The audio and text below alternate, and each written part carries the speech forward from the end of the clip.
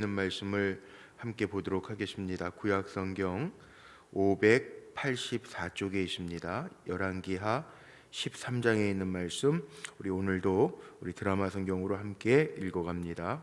3장. 유다의 왕 아하시아의 아들 요아스의 제23년에 예후의 아들 여호아하스가 사마리아에서 이스라엘 왕이 되어 17년간 다스리며 여호와 보시기에 악을 행하여 이스라엘에게 범죄하게 한 느밧의 아들 여로보암의 죄를 따라가고 거기서 떠나지 아니하였으므로 여호와께서 이스라엘에게 노하사 늘 아람 왕 하사엘의 손과 그의 아들 벤하닷의 손에 넘기셨더니 아람 왕이 이스라엘을 학대함으로 여호아하스가 여호와께 간구하매 여호와께서 들으셨으니 이는 그들이 학대받음을 보셨습니다. 여호와께서 이에 구원자를 이스라엘에게 주시매 이스라엘 자손이 아람 사람의 손에서 벗어나 전과 같이 자기 장막에 거하였으나 그들이 이스라엘에게 범죄하게 한 여로보암 집의 죄에서 떠나지 아니하고 그 안에서 따라 행하며 또 사마리아의 아세라 목상을 그냥 두었더라. 아람 왕이 여호아하스의 백성을 멸절하여 타작마당에 티끌같이 되게 하고 마병 50명과 병거 10대와 보병 10,000명 외에는 여호아하스에게 남겨두지 아니하였더라. 여호아하스의 남은 사적과 행한 모든 일과 그의 업적은 이스라엘 왕 역대 지략에 기록되지 아니하였느냐. 여호아하스가 그의 조상들과 함께 잠에 사마리아에 장사되고 그 아들 요아스가 대신하여 왕이 되니라.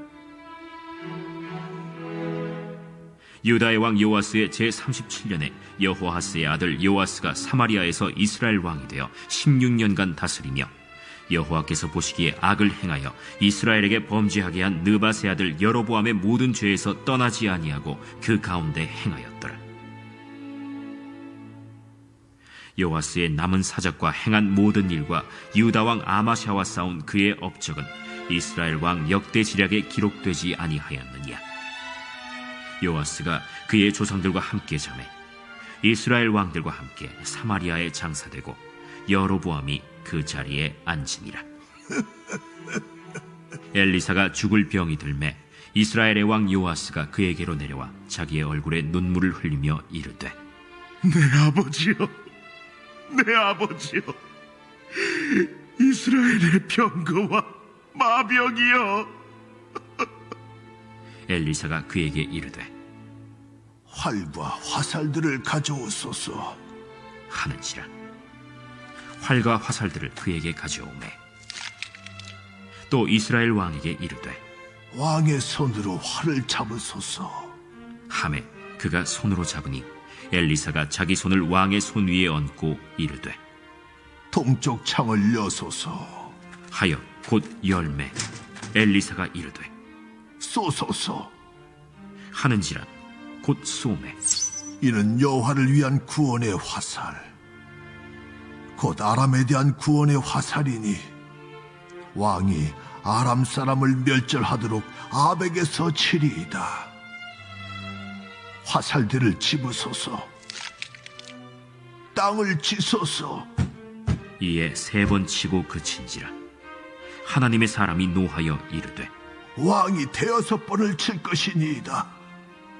그리하였더면 왕이 아람을 진멸하기까지 쳤으리이다. 그런즉 이제는 왕이 아람을 3번만 치리이다. 엘리사가 죽으니 그를 장사하였고 해가 바뀜에 모압 도적대들이 그 땅에 온지라. 마침 사람을 장사하는 자들이 그 도적대를 보고 그의 시체를 엘리사의 묘실에 들이던지매 시체가 엘리사의 뼈에 닿자 곧 회생하여 일어섰더라. 여호아하스 왕의 시대에 아람 왕 하사엘이 항상 이스라엘을 학대하였으나 여호와께서 아브라함과 이삭과 야곱과 더불어 세우신 언약 때문에 이스라엘에게 은혜를 베풀며 그들을 불쌍히 여기시며 돌보사 멸하기를 즐겨하지 아니하시고 이때까지 자기 앞에서 쫓아내지 아니하셨더라. 아람의 왕 하사엘이 죽고 그의 아들 벤하닷이 대신하여 왕이 되매 여호아하스의 아들 요아스가 하사엘의 아들 벤하닷의 손에서 성읍을 다시 빼앗으니 이 성읍들은 자기 부친 여호아하스가 전쟁 중에 빼앗겼던 것이라. 요아스가 벤하닷을 3번 쳐서 무찌르고 이스라엘 성읍들을 회복하였더라. 아멘. 오늘도 믿음으로 기도하며 한날을 사는 우리 사랑하는 성도님들의 삶 속에 하나님의 은혜로 회복의 역사들이 일어나시기를 주의 이름으로 축복합니다. 오늘 말씀의 제목 21절 마지막에 있는 말씀이 있죠. 곧 회생하여 일어섰더라. 이 말씀 제목 삼고 함께 좀 은혜를 나누려고 합니다. 곧 회생하여 일어섰더라. 회복이라고 하는 단어가 25절 마지막에도 나옵니다. 이스라엘 성읍들을 회복하였더라. 빼앗겼던 성읍들을 요아스 왕이 조금이라도 되찾는 이야기가 나오죠. 오늘 이 13장의 말씀을 보면 두 왕과 하나님의 사람, 두 인간과 그분, 저는 그렇게 표현하고 싶은데, 왕은요 살아있는 권력 아닙니까? 정말 영향력이 막대하고 지대한 것 같은데, 오늘 말씀 속에 보면 누구의 영향력이 크냐 하면 엘리사. 죽었는데 그 죽은 시체 위에 모압의 그 청년들 던지자 그 뼈가 회생하였다. 오늘 말씀 속에 그렇게 나와 있어요. 누구의 영향력이 큰 것 같아요? 사람의 눈에 보면 왕의 영향력은 절대 권력이에요. 그 당시엔 더했겠죠. 그런데 엘리사, 하나님의 사람의 영향력, 죽든지 살든지 그 영향력이 나와요. 근데 그 영향력은 하나님의 생명력이에요. 우리가 살아가면서 오늘도 한날을 사는데, 삶의 회복은 사람과 사람 속에서 일어나는 게 아니라 우리는 하나님과의 관계 속에서 일어나는 회복이 있어야 돼요. 오늘도 이 말씀 속에서 깨달아야 될 게 그거죠. 엘리사가 살든지 죽든지, 병들면 죽어요. 이 사람은요, 여기 오늘 말씀 속에 14절에 나옵니다. 엘리사가 죽을 병이 들매. 사람이 영원하면 좋겠는데 그렇지 않아요. 우리의 생명, 육의 생명은요, 육의 생명은 수한이 지나면 가요. 그 수한이 요즘 의학이 발달해서 길어야 100년. 그래도 이제 내 몸, 내 의지대로 내 건강, 나 그래도 좀 건강해, 내가 가고 싶은데 갈 수 있어, 뭐 이렇게 하면, 성경적으로 얘기하면 인간이 70이요 강건하면 80, 그 이후는 덤으로 사는 거고, 언제 어떻게 될지도 모르는 거예요. 뭐 과학이 발달해서 우리가 젊게는 살 수 있어요. 뭐 피부 관리도 하고 건강 관리도 하고 먹는 것 잘 그렇게 하면서 하면은 건강해 보이죠. 그런데 약해요. 다 그래요. 이게 인간이에요. 어제 오전에도 잠깐 제가 강남대 강의를 지난 학기서부터 했는데, 대학원 강의를 좀 했는데, 그 교수평의회라고 뭐 결정하는 의회가 있어요. 그런데 거기 가 보면 뭐 의장님이나 또 연세 많으신 그 장로님, 그 학교 이사하셨던 장로님 다 80이 넘으신 분들이에요. 근데 겉으로 보면 80 넘어 보이지는 않아요. 그런데 약하세요, 다. 정신도 약해지시고 뭐 이렇게 걷는 것도 어눌해지고, 그 인간이에요. 우리가 다 건강을 관리를 잘 하지만 그래도 우리 인간은 약해진다는 거죠. 그럼 어떻게 살아야 되느냐? 오늘 보세요. 왕의 이야기. 오늘 북이스라엘의 11대 왕 여호아하스 왕과 12대 왕 요아스 왕의 통치에 대한 업적도 오늘 평가가 되어 있죠. 본문에 보니까 1절에서 9절에 보니까는 여호아하스 왕에 대한 이야기가 나오는데, 1절에 보니까 이스라엘 왕이 되어서 17년간 다스렸다. 17년. 힘있게 권세를 부릴 수 있는 왕의 자리, 살아있는 권력으로 살 수 있는 게 17년. 뭐 요즘 우리나라 같은 경우에 5년 뭐 이렇지만 17년이에요. 길어야 17년. 뭐 이스라엘 왕 오래 다스리고 통치했던 40년, 길어야 40년이에요. 그런데 여기에 보니까 그 평가가 중요하죠. 2절 보세요. 여호와 보시기에 악을 행하여 이스라엘에게 범죄하게 한 느밧의 아들 여로보암의 죄를 따라가고 거기서 떠나지 아니하였으므로 하나님께서 이스라엘에게 노하셔서 아람 왕 핫사엘의 손과 그의 아들 베나닷의 손에 넘기셨으니, 자, 하나님의 뜻대로 살지 않으면 평안을 뺏어가시는 거죠. 그런 얘기하죠. 샬롬은요 평안인데, 평화, 평강인데, 이건 위로부터 하나님이 주시는 평강이에요. 내가 만들어내는 평강이 아니에요. 사람이 만들어내는 평강은 일시적인 건데 하나님의 주시는 평강이 있다는 거죠. 그런데 하나님이 진노하셔서 그 길, 하나님의 정하셨던 뜻대로 살아가지 아니하고 죄를 따라가고 거기에서 떠나지 아니하였기 때문에 죄는 하나님이 반드시 징치하시는데 그것으로 인해서 아람 하사엘 왕과 그 아들 베나닷 왕의 손에 넘기셨다. 잊어버렸어요. 하나님을 노하시게 하고 아세라 목상을 제거하지도 아니하고 그 죄악에서 벗어나지 않아서 하나님이 그를 징치하고 계신 거죠. 그런데 여기에서도 우리가 살 길이 하나 있습니다. 한번 보세요. 4절을 한번 보죠. 아람 왕이 이스라엘을 학대함으로 여호아하스가 여호와께 간구하매 여호와께서 들으셨으니 이는 그들이 학대받음을 보셨습니다. 하나님 다 보시거든요. 고생하는 것도 보시고 우상 숭배하는 것도 보시고 우리의 중심이 하나님께 향해 있는 것도 보세요. 그런데 중요한 게 있습니다. 여기에 보니까 여호와께 간구하매 여호아하스가 하나님께 간구하매 하나님께서 들으셨으니 그래서 5절에 보니까 여호와께서 이에 구원자를 이스라엘에게 주심에 구원자를 주셔서 그래도 하나님께서 돌보신다는 거예요. 간구할 때 하나님 앞에 기도할 때 간구할 때 부르짖을 때 들으신다는 거예요. 하나님 보시고 들으시는 우리가 악을 행하는지 선을 행하는지 하나님 다 보신다는 거예요.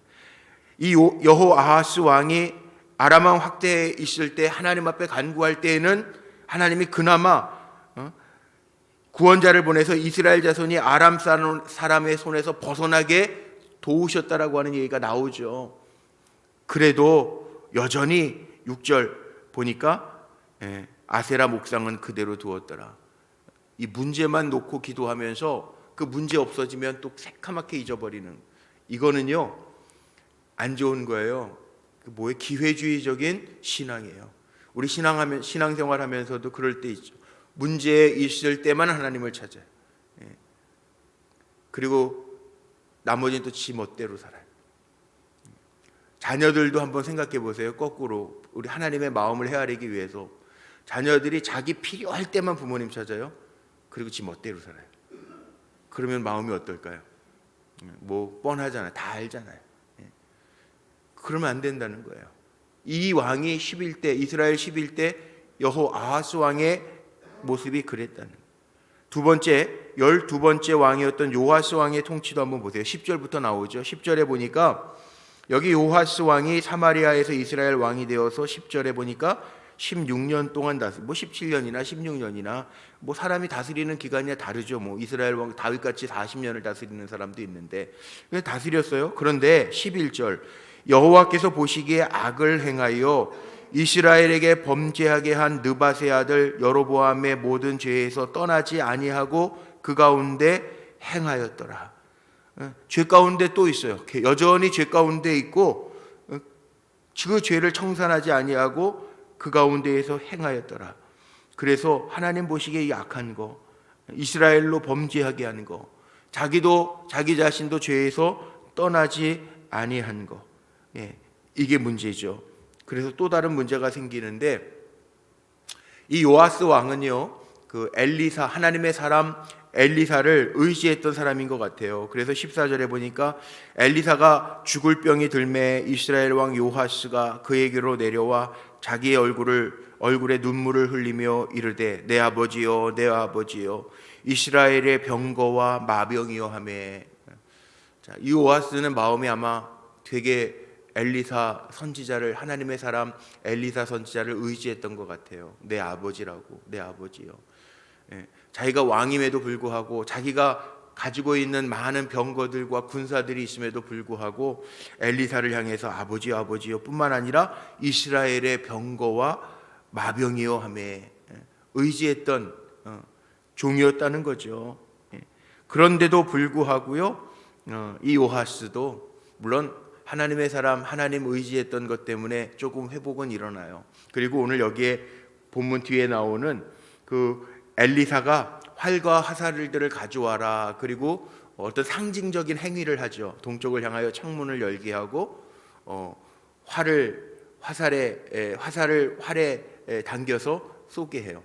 자, 질문. 화살이 아무리 강해도요, 뾰족하고 날카롭고 아주 그냥 기가 막힌 화살이어도요, 활이 없으면 나갈까요? 안 나갑니다. 그리고 그 화살을 같이 손을 잡고 엘리사가 동쪽을 향하여 아람 쪽을 향하여 날립니다. 그리고 여기 뭐라 그럽니까? 화살들을 집으소서. 곧 집음에 18절 엘리사가 또 이스라엘 왕에게 이르되 땅을 치소서 하는지라. 이에 3번 치고 그친지라. 땅 3번 쳤다는. 그런데 엘리사는 그치지 아니하고 계속 쳐야 아람 군대를 이길 수 있지 않겠느냐. 상징적인 말인데요. 기도하는 것도 그렇고 의지하는 것도 그래요. 그때만 의지하는 게 아니에요. 계속 의지하면서 살라는 거예요. 동쪽을 향하여 창문을 열고 활을 당깁니다. 활이 없이 화살은 날아갈 수가 없습니다. 활에다가 화살을 걸어야, 그리고 당기고 쏴야 날아갑니다. 의지하면서 살라는, 하나님의 사람은 하나님을 의지하고, 내가 아무리 뾰족해도 아무리 날아가도 활이 없이는 화살이 날아갈 수가 없다라고 하는 것을 상징적으로 보이는 거예요. 하나님 앞에 계속 기도해야 된다라고 하는 것을 상징적으로 설명하는 거예요. 그렇게 알려졌던 엘리사가 결국은 죽어요. 20절 엘리사가 죽으니 그를 장사하고 해가 바뀜에 모압 도적대들이 그 땅에 온지라. 마침 사람을 장사하는 자들이 그 도적대를 보고 그의 시체를 엘리사의 묘실에 들이던짐에 시체가 엘리사의 뼈에 닿자 곧 회생하여 일어섰더라. 모압의 도적대의 시체가 엘리사의 뼈에 닿자 일어섰더라. 자, 이게 제가 아까 얘기했던 생명력, 하나님의 생명력을 또한 상징하는 이야기죠. 우리에게 보여주는 게 뭐예요? 죽은 시신, 엘리사의 시신까지도 하나님의 생명력 있는, 능력 있는, 영향력 있는 삶을 보여주고 있어요. 가도 사람은 시간이 되면 갈 겁니다. 영원히 뭐 100년, 200년 막 사는 사람은 없어요. 다 하나님이 정하신 때가 있어, 기한이 있어서 부르시면 갈 거예요. 그런데 사람은 가도 그 사람의 사랑은, 흔적은 남아요. 하나님이 요구하시는 게 뭐냐 하면요, 우리가 다 인간이에요. 다 인간이기 때문에 육신적으로 인간, 그렇게 얘기하잖아요. 제가 시작할 때 왕과 하나님의 사람, 그분, 제가 그랬잖아요. 이유가 있어요. 살아가면서 우리가 다 인간이지만 살리는 사람이 있어요. 이거 뭐 죽은 사람들, 죽은 뼈도, 죽은 엘리사의 시신에 거기 던져도 회생하여 일어났더라. 이 이야기가 우리에게 상징적으로 보여주는 게 뭘까요? 그건 우리에게 살리는 사람이 되라는 거예요. 살든지 죽든지 살리는 사람이 되라. 죽이는 사람이 아니라 살리는 사람, 하나님의 사람, 누구든지. 구원을 왜 합니까? 살리는 사람 하려고, 되게 하려고. 죽어져가는 영혼이 불쌍해서, 긍휼히 여겨져서 살리는 사람 되게 하려고.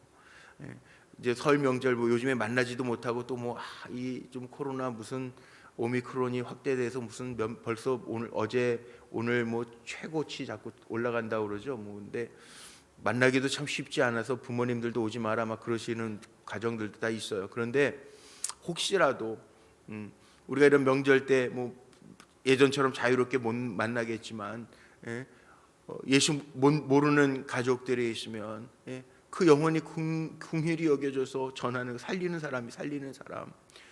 엘리사는 죽으나 사나 살리는 사람이었다는 거. 하나님의 요구가 그거죠. 우리를 통해서 하나님 주의 생명력이 흘러가게 하는 그 사명을 우리에게 주셨으니 우리가 살리는 사람으로 살라는 거예요. 뭐 명절 때 인간적인 뽀대, 뭐 요즘 뽀대라고 그러잖아요. 뽀대, 인간적 뽀대, 자기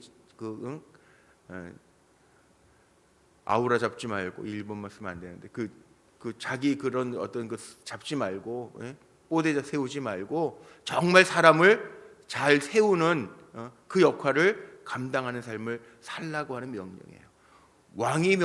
왕이 더 힘이 있어요? 엘리사가 더 힘이 있어요? 영향력으로 보면 왕이 훨씬 더 힘이 있어요. 그러니까 왕이 우상 숭배하니까 백성들이 다 망하는 거예요. 영향력이에요, 이게. 그러나 살리는 영향력은 누구에게 있었어요? 엘리사에게 있었어요. 하나님 그걸 대조하시는 거예요. 이스라엘의 11대 12대 여호와하스나 요아스 왕이 있었지만 살리는 영은 누구에게 있었느냐? 엘리사에게 있었다라고 하는 것을 보여줘요. 세 사람이 등장하는데 오늘 비교하는 거예요. 왕들은 절대 권력자예요. 엘리사는 하나님의 사람이에요. 살리게 하시는 하나님의 영의 역사가 엘리사를 통하여 나타났다는 거죠. 결국은 여기 말씀 속에 보니까 23절 여호와께서 아브라함과 이삭과 야곱과 더불어 세우신 언약 때문에 그 언약 때문에 이스라엘에게 은혜를 베푸시고 그들을 불쌍히 여기시며 돌보셨는데 그래서 그 요아스가 베나닷을 3번 쳐서 무찌르고 이스라엘 성읍들을 회복하였더라. 이 3번 쳤다.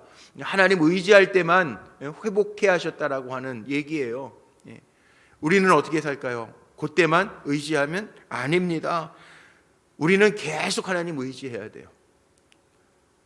계속 치라는 거죠.